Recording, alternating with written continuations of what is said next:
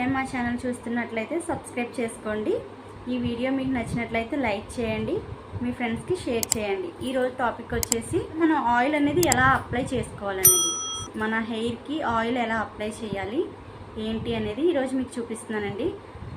Apply చేసే ముందు చేసే ప్రాసెస్ అనేది మీకు చూపిస్తున్నాను, చూడండి.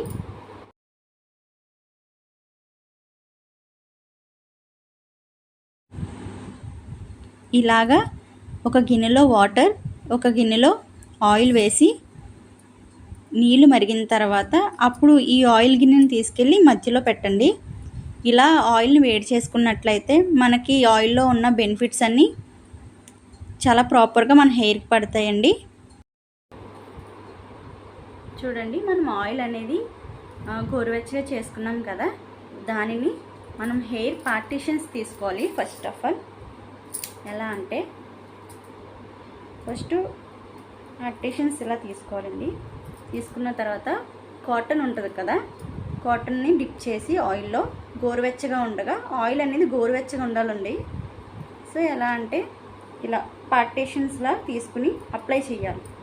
ఇలా నేను చూపిస్తున్నాను కదండి, ఇలా అప్లై చేసుకోండి. ఇలా చేసినట్లయితే కొంచెం మనం గోరువెచ్చగా ఉండాలన్నమాట. ఉంటే కనుక మీకు స్కాల్ఫ్ అనేది, రూట్ అనేది ఓపెన్ అయ్యి ఆ ఆయిల్కి సంబంధించిన మనకి గోరువెచ్చగా ఉండడం వల్ల చాలా బెనిఫిట్స్ ఉంటాయండి.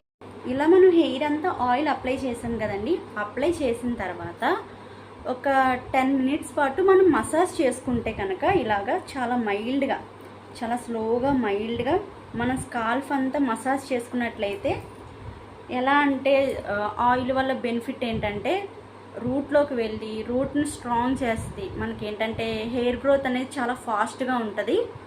ఏదో పైన రాసేసాము హెయిర్ గ్రోత్ అవ్వట్లేదు అనుకునే కన్నా చాలా వరకు మసాజ్ కూడా చేసుకోండి. ఒక 10 మినిట్స్ మసాజ్ చేసినట్లయితే మనకి చాలా మంచి బెనిఫిట్స్ ఉంటాయి.